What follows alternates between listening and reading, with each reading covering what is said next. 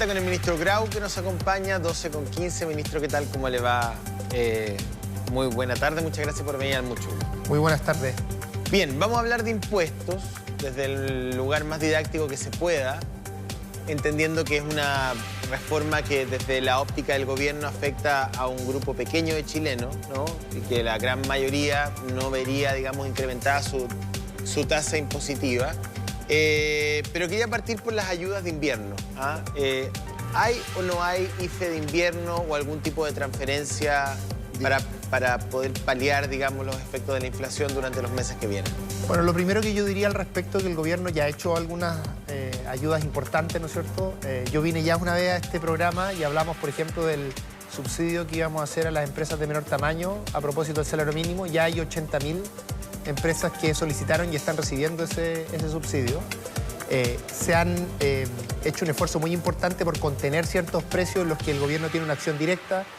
Piensen ustedes, combustible, que ha subido, pero hubiera subido mucho más sin los 3.000 millones de dólares que comprometió el gobierno. Parafina, que incluso en ese caso bajó, algo así como 300 pesos promedio.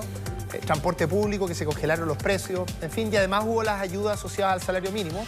Cuando se aprobó la ley de salario mínimo, se aumentó para las familias que reciben el subsidio único familiar y la asignación familiar más de un 40%, que es un poco, algo así como 20.000 pesos al mes. 24.000 va a estas alturas ya, ese valor, porque se ajusta cada mes con la inflación.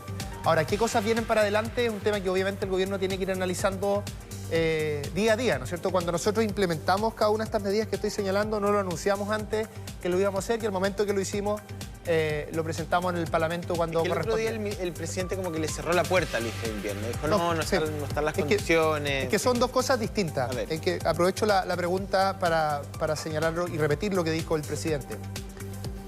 Lo que el presidente ha descartado son ayudas generalizadas, es decir, para toda la población, universal. El formato IFE universal. El formato IFE universal, y la razón es muy simple. No. En el momento de la pandemia, sobre todo al comienzo, era muy importante porque habían 2 millones de personas que estaban ocupadas y que dejaron de estarlo, o sea, dejaron de tener empleo. Entonces era un efecto gigante en la economía. Y además, el IFE universal tenía un rol de aumentar la demanda y de esa manera darle liquidez a la economía, cuando faltaba liquidez, ¿vale? Ahora tenemos una situación bien distinta. Son grupos más específicos los que hay que ayudar, y además no podemos inyectar liquidez a nivel agregado porque eso empujaría más la inflación.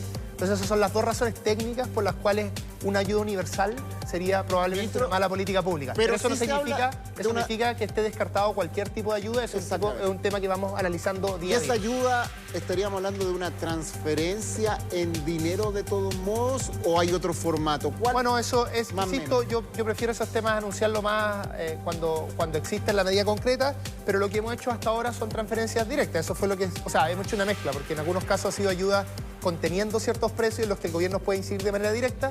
En otros casos hemos ayudado a las empresas de menor tamaño que generan empleo y además, y donde las empresas de menor tamaño, los dueños y las dueñas son la clase media, básicamente, ¿no es cierto?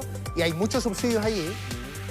Y por otro lado, hemos hecho ayudas directas a las familias. Yo creo que combinaciones de todo este tipo de cosas son las que tienen que seguir analizando el gobierno. Comerciales que en la mañana escribió una columna Manuela Cosín, profesor de la Universidad de Chile, decano, trabajó con usted, que hablaba de la posibilidad, por ejemplo, de darle a la gente una tarjeta con un dinero, con un monto de dinero, que pueda con esa tarjeta pagar en el almacén de la esquina, no necesariamente el supermercado. Aquí uno no podría descartar nada. ¿Es transferencia directa? ¿Qué sería una transferencia? De alguna forma, lo que está proponiendo Manuel, con quien fui coautor en algún artículo muy amigo, más allá de que a veces no pensamos exactamente lo mismo en todos los temas, pero eso es lo bueno de la universidad.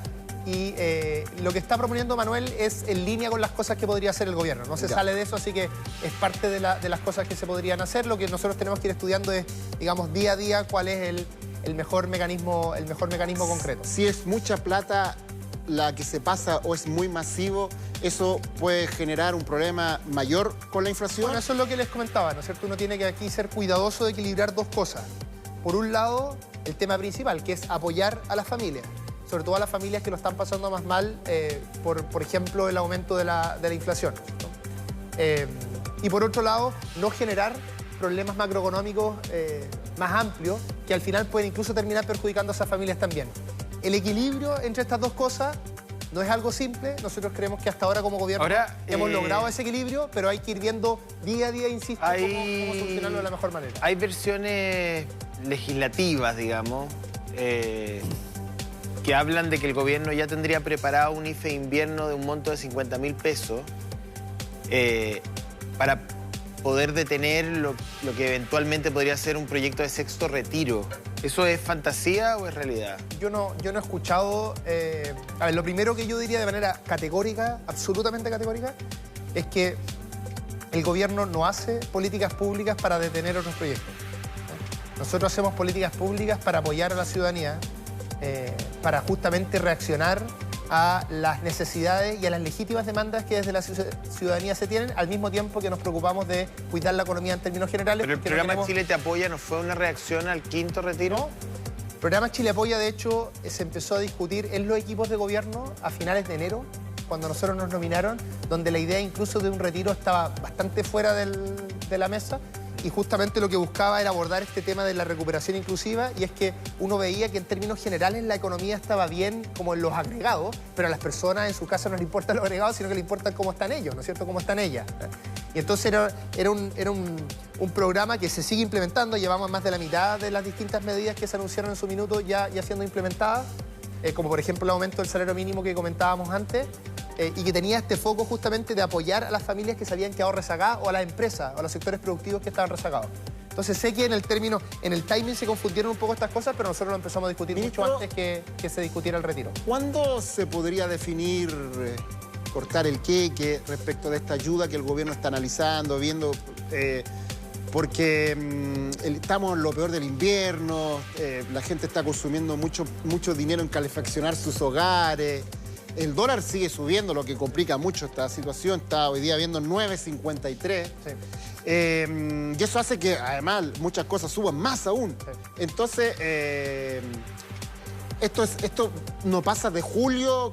Mira, ¿hay timing con eso? Los ejemplos que usted me está dando son cosas que el gobierno está abordando ya, ¿cierto? El gobierno acaba de ingresar, no solo la parafina, acaba de ingresar hace algo más de una semana el ministro de Energía, Claudio Huepe, un proyecto que lo que va a permitir es, si este proyecto se aprueba, reducir el precio del gas natural, que incide directamente en las familias. Estamos avanzando también en el tema de gas licuado, y además se han presentado proyectos a propósito de la tarifa eléctrica, justamente para lograr suavizar un poco las tarifas, y que hoy día que hay una presión porque sean más altas, no lo sean, y de esa manera no exista una situación más compleja en las familias que, por ejemplo, se calefaccionan a través de electricidad. Entonces, lo que quiero transmitir es que el gobierno siempre tiene que ir analizando día a día si las políticas que está realizando son suficientes o no. Tenemos un marco para eso, y el marco es apoyar a las familias que más lo necesitan sin generar desequilibrios macroeconómicos, y al mismo tiempo ya estamos haciendo muchas cosas. Sucede muchas veces que se pide que algo suceda, por ejemplo, en las parafinas. Entonces, se hacían reportajes y se decía hay que bajar el precio de la parafina. Y el mismo día que se bajó eso, del día 2 en adelante, se habló cero de eso. Entonces, a veces se genera la sensación de que no se están haciendo cosas, pero se están haciendo muchas cosas. Harto del tema de la parafina. Bueno, perdón, yo trabajo hasta ahora, entonces me toca nosotros lo hablamos en extenso. Bajó 300 pesos. Ahora, yo vuelvo al punto de Roberto, que creo que da ahí en una perspectiva que es muy simple, pero que es muy ciudadana. O sea, ¿cuánto tiempo más? Porque el ministro Jackson dice, lo estamos viendo. Y bueno, y lo está viendo ¿para cuándo? Para fiestas patrias, para Navidad, porque aquí hay dos variables. Una es la inflación que nos come y que crece, sobre todo en la canasta básica, que es lo más sensible. La variable del dólar, que también el efecto de la venta de los dólares del Banco de Hacienda no tuvo un efecto tan importante como se esperaba. Y la aprobación del gobierno además cae, o sea, es un gobierno que tiene un 62% de personas en contra. Entonces uno dice, bueno, hay un escenario donde efectivamente pareciera que las ayudas desde el punto de vista social y desde el punto de vista político son urgentes. Entonces, ¿cuánto más tiempo se van a tomar en decidir si entregar o no una transferencia directa, llámelo como quiera, tarjeta, retiro, IFE acotado, en fin? Vamos a una pausa y estamos ya de vuelta con esa respuesta. ¿Cuánto tiempo más deberíamos esperar una respuesta?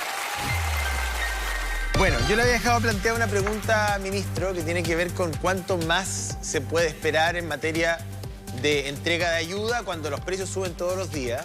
El dólar está por las nubes, eso va a tener un impacto seguramente también en la inflación, como no, combustible, logística. El gobierno tampoco está en una posición en términos de aprobación política de la mejor, todo lo contrario. Entonces hay una ecuación que dice, bueno, habría que de alguna u otra manera llegar lo antes posible con una ayuda más directa, y el ministro Jackson dice, bueno, lo estamos evaluando. Ok, hasta agosto, hasta septiembre, a fin de año, ¿cuándo? ¿Cuándo podríamos tener una respuesta? Que es lo que la gente quiere saber. A ver, distintos temas. Lo primero es que, como comentábamos antes, parte de las políticas que ya ha hecho el gobierno se ajustan automáticamente a la inflación.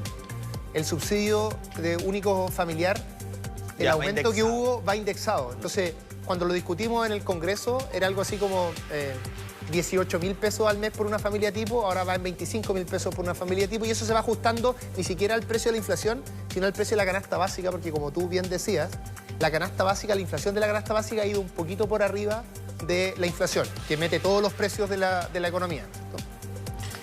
Lo segundo que yo diría es que el precio del dólar efectivamente es algo que preocupa en la medida que va a tener un efecto en la inflación, ¿no es cierto?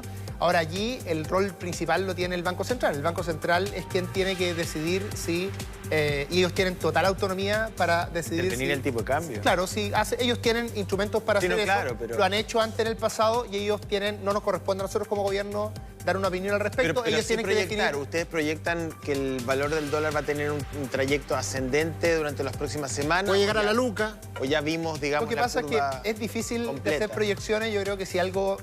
yo fui por harto tiempo profesor de economía, y si algo que uno debe recordar siempre como profesor de economía es no hacer este tipo de proyecciones porque son difíciles de hacer. Yeah. ¿Qué cosas han sucedido que tienen este aumento del dólar que hemos visto en las últimas semanas?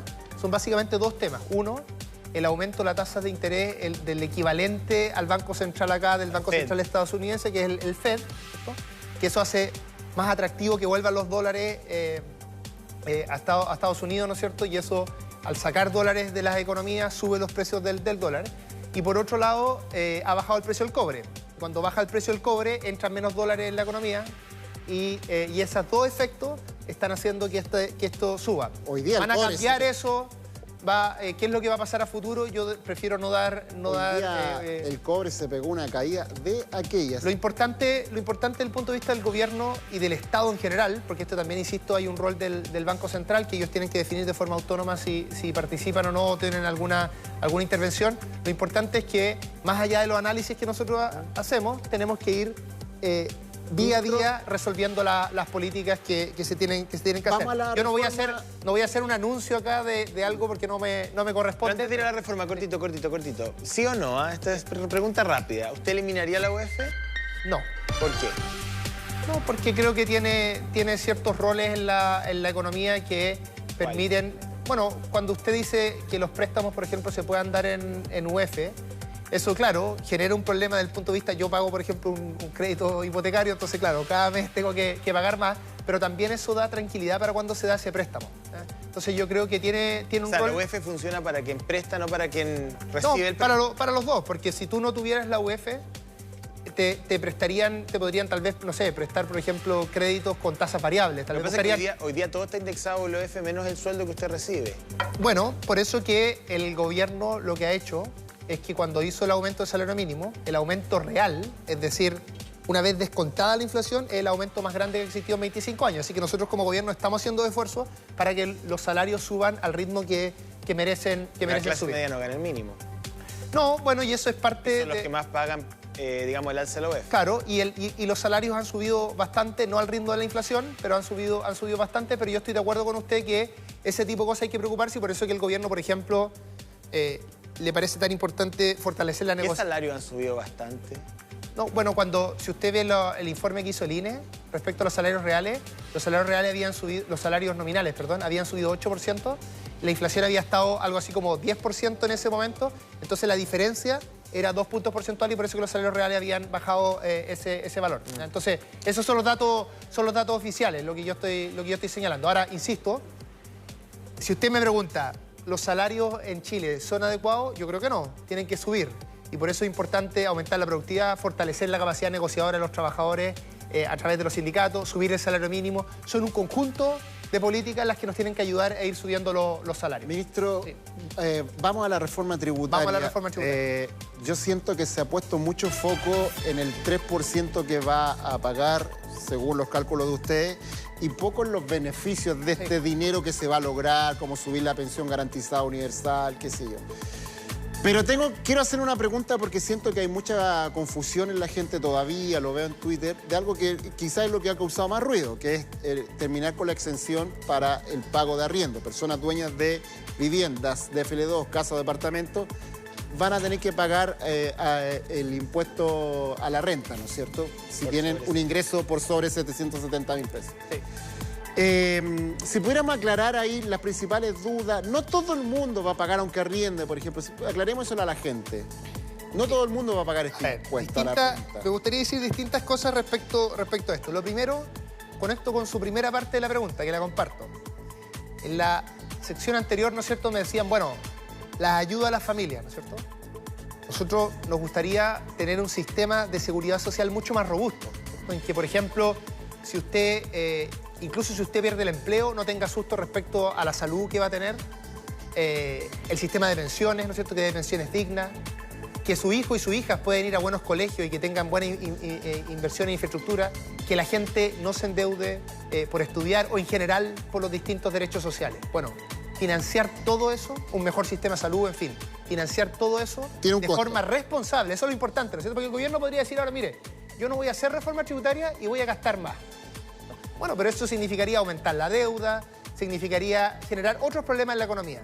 La única forma de movernos a un país que realmente dé seguridad a las personas, que las personas vivan mejor y que de esa manera estén mejor e incluso puedan contribuir más a la economía, es aumentando la carga tributaria. No se pueden hacer milagros, porque fíjese usted que cuando uno compara la carga tributaria a seca entre Chile y los países de la OCDE, que son los países que nosotros queremos imitar, en promedio estamos a más de 12 puntos porcentuales. Es decir, en Chile es como el 21%, en la OCDE en torno al 34%. Y uno suma, se hace la comparación más conservadora, que es incluso sumando lo que las personas pagan a pensiones, que es privado, pero igual lo pagan de manera obligatoria, la distancia es de 27 puntos a 34 puntos. O sea, Ministro, deme un segundito. Casi 8 puntos. Sí. Vamos a desarrollar esta idea, porque la gente nos está viendo y quiere saber cómo puede la reforma tributaria ayudar al chileno común y corriente, a la clase media. Sí. ¿Qué me beneficia? Eso lo vamos a responder con usted, ministro de Economía, a la vuelta de estos pequeñitos comerciales. Súper importante. Estábamos conversando con el ministro de Economía, Nicolás Grau, de varios temas. Hablamos de la posibilidad de un IFE de invierno, el alza del dólar y ahora de la reforma tributaria que parte hoy día su discusión en el Congreso, ahora en algún ratito más. Y la pregunta era, ministro, ¿a quién va a beneficiar esta gran cantidad de dinero que busca recaudar la reforma tributaria? ¿A quién? ¿A quién beneficia? ¿Por qué se necesita este dinero? Bueno, tal como está en la pantalla, esta es una reforma tributaria que busca financiar de forma responsable y sostenida en el tiempo un conjunto de derechos sociales. El aumento de la pensión garantizada universal para llevarla hasta 250.000 pesos. Un sistema de salud, porque a pesar de hay que sumar a las cotizaciones muchos recursos para poder invertir más en hospitales, para poder disminuir las listas de espera. Un plan de emergencia habitacional. Fíjese usted que estábamos construyendo hasta el año pasado 20.000 viviendas al año y el déficit es de más de 600.000. Este gobierno ha dicho vamos a aumentar esto 3 veces, es decir, vamos a construir un poquito más de 60.000 al año para llegar a... ¿Modelo de propiedad o para llegar a... No, estos son las que se construyen, ¿no es cierto? Además hay otras cosas que hay que hacer respecto a arriendo, en fin. Vamos a llegar a 260.000 viviendas, ese es nuestro compromiso en los 4 años. Sistema Nacional de Cuidado. Esto ha sido muy palpable, ¿no es cierto?, durante la crisis, la pandemia, ¿no es cierto? Cuidar a las personas, a los menores de edad, a los adultos mayores, a quienes tienen enfermedad, cuesta recursos. Y si no se hace de manera, tratando de compartir esto entre todas y todos, lo terminan haciendo principalmente las mujeres, ¿no es cierto? De hecho, hay un ejemplo bien concreto en esto que tiene esta reforma, porque se habla solo en general de los aumentos, pero también hay reducciones o nuevas exenciones a esta reforma. ¿Que tienen que ver con el arriendo? El arriendo y además el sistema de cuidado. Ah, mira. Si usted si tiene una hija o un hijo de menos de 2 años y lo lleva, por ejemplo, a una sala cuna y eso le cuesta recursos, usted puede descontar hasta 550.000 pesos al mes de su base imponible en el impuesto a la renta para justamente incentivar y proteger a las familias que están haciendo esto y de esa manera también generar un incentivo a una mayor participación laboral, ¿no es cierto? Claro. Porque les abarata, le hace más barato el hecho de poder acceder al sistema de cuidados. Hablando de eso mismo, la otra cara de la moneda, el término de la exención para quienes son dueños de casa o departamento respecto de cobrar el impuesto a la renta por arriendo. Última cosa, todo esto... Y el beneficio a quien arrienda, porque también se descuenta, se beneficia a la persona que arrienda, pero se grava a quien tiene esa propiedad para arriendo. Exactamente. Voy a explicar esas dos cosas, pero lo último que quiero decir es que todas estas cosas, nuestra reforma la financia aumentando el impuesto de las personas que estamos en el 3% de alto ingreso. Digo que estamos porque las ministras y los ministros tenemos salarios por sobre 4 millones de pesos al mes, que es lo que hace que uno entre dentro de la reforma. Jamás lo hubiéramos imaginado. Así que quienes tienen más recursos, ya sea por ingresos del capital o ingresos laborales, vamos a pagar más impuestos para justamente poder financiar esto de forma responsable, que a nuestro juicio es lo que corresponde. Porque fíjese usted que nuestra distancia con los países desarrollados no es solo en magnitud, no es solo que nosotros recaudamos menos, sino que también es que nuestro sistema es menos progresivo. Es decir, en nuestro sistema las personas que tienen más alto ingreso pagan menos impuestos de lo que pagan en otros lugares. Ya, pero, a ver, ahora voy a lo de exenciones, lo de arriendo. A ver, tal como ustedes bien decían acá, lo que está haciendo esta reforma es que quienes son dueños de una vivienda de FL2, que no la ocupan para vivir allí, sino que la ocupan para arrendar, esos ingresos del arriendo se van a considerar como parte de tu renta imponible. ¿Cómo se considera la renta del trabajo? ¿Cómo se considera la renta de alguien que tiene, por ejemplo, una empresa de menor tamaño y tiene utilidades? Todo eso, a plazo, un fondo todo mutuo. Eso siempre entra, cualquiera de esos ingresos entra a la base imponible. ¿Significa esto que la clase media va a pagar más impuestos? No. Y déjeme explicar por qué. En Chile, más del 70% de las personas no paga impuesto a la renta. ¿Por qué?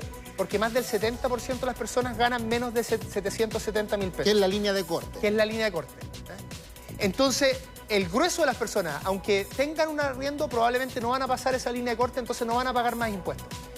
Un ejemplo que hemos dicho algunas ministras... se suma la base imponible. O sea, se suma la base imponible. Si yo gano 750.000 y percibo un arriendo por 300.000, llego al millón. Claro. Muy buen ejemplo el suyo. Imagínense, pongamos ese ejemplo.